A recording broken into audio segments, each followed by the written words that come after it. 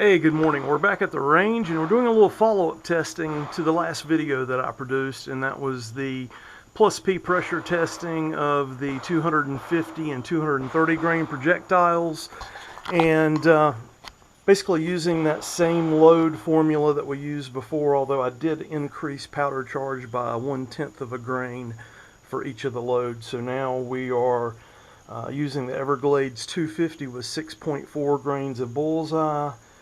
Chamber pressure should be 22,180, and we should be looking at about 969 feet per second is sort of what the quick load calculation is. And then the 230 grain is going to be using the 6.6 grains of bullseye, and it will be at 23,322, so it's about 300 psi overpressure on it, and should be looking at a velocity of about 1,025 if quick load is accurate in that prediction. So that's what we're going to be dealing with, and we're going to be shooting into 6 2x4s. I figure that should catch and capture the projectiles, and we'll go ahead and get to it and see what the results are.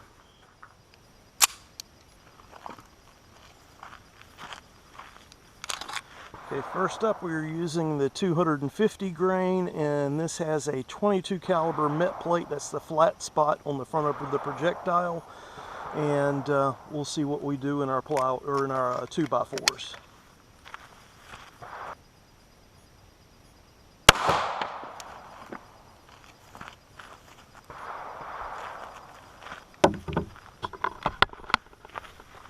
Velocity was 938 feet a second.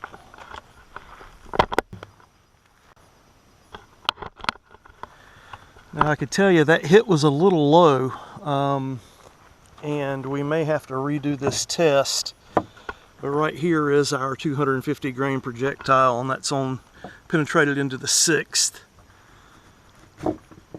And I do think the hits were good and made it through. I'd like it to have been a little bit higher, but it is what it is. But right there is where our projectile came to rest in the 6th 2x4. Okay, just so we know, this was our 250.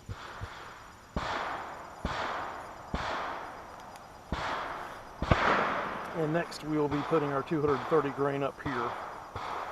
And you can see the difference in the shape of the projectiles. This has a much broader, flatter nose. This is a 30 caliber flat spot on the front of this, where the other one had about a 22 caliber flat spot. So yeah, my thinking is this will maybe penetrate less, plus it has less weight. So the 250 made it into the 6th board, made it all the way through 5. I think this will probably perform less, but the velocity is going to be higher. So real world, let's see what it does.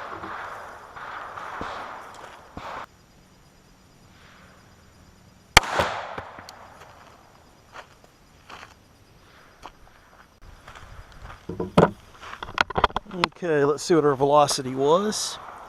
We know that velocity is wrong. Let's see if we can't get another velocity reading.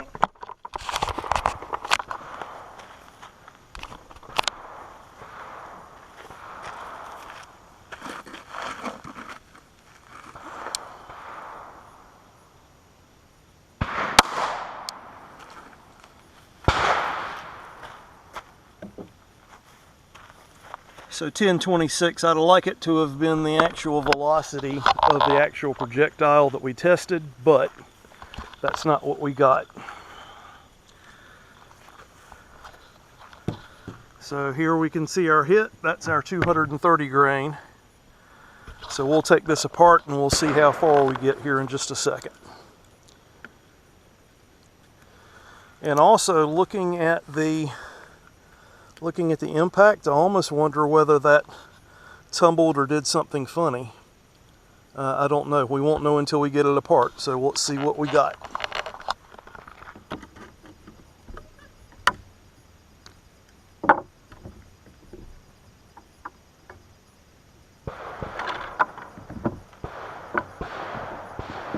Okay, so we know that both went through 2. In fact, honestly, we know that the 250 made it all the way to the end. In fact, we'll break that out in a second. Let's see what we've got as far as the 230 goes. So again, if we're looking, appears to be more damage going through. Almost no damage whatsoever at all. If you look at the wood, it's just an indentation, where here you've got a much larger indentation. Here again, this is our 230, and our 250 is on this end, and we have an exit coming out for the 250, and that's the fourth board. So our projectile should be in here, unless it is somehow still in board number 3. We'll dig into that in a minute, and we'll try to find that out. And we definitely, that's board 5, and the only hole that we have through it is the 250 grain.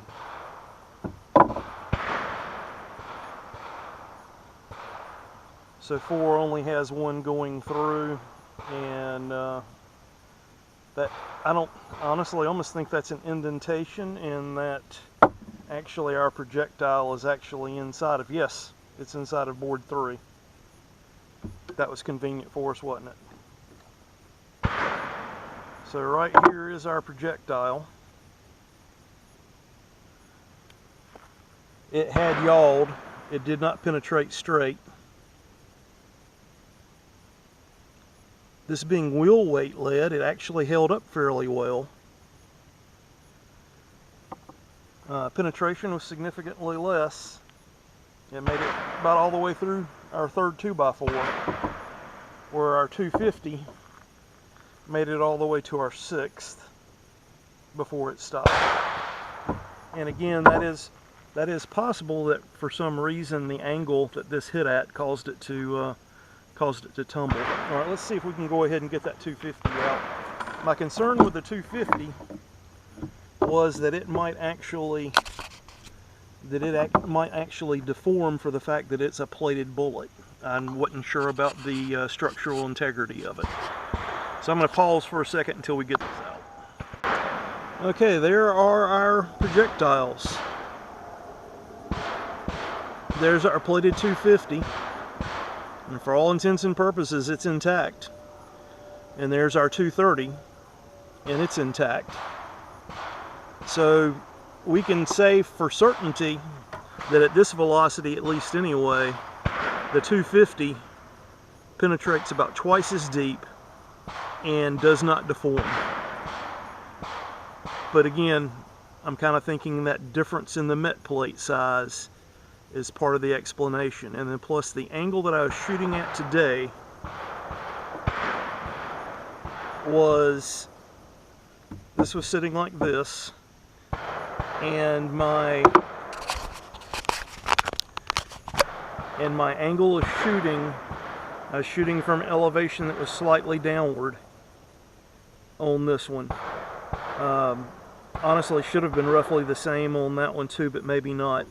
So the projectile may have come down and hit at a little bit of an angle and caused the projectile to rotate and yaw as it went through the 2x4s. There's no doubt this would have caused more tissue damage from the standpoint of going through. The question is, did it provide enough damage to the target to where the lack of penetration would have been worthwhile? And that's an answer I really don't know. I really don't have an answer for that. I'm not sure if the penetration loss that we had, it was significant, because we only went through, we basically were exiting the third board whenever when I recovered, and the other projectile, the Everglades 250, was actually penetrating the 6th board.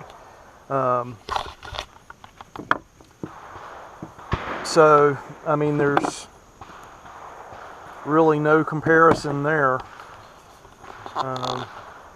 That was the 6th board, and we were probably halfway through it. So we went through 5 and stopped in the 6th, and the other one went through 3. So about half. So I don't know, guys. Does the extra met plate Is that something you want? I guess from what we've seen in this limited test, and this was a one-off test, maybe we need to try it again and see if it ends up doing exactly the same thing. But at least in this test, the Everglades 250 gave us double the amount of penetration.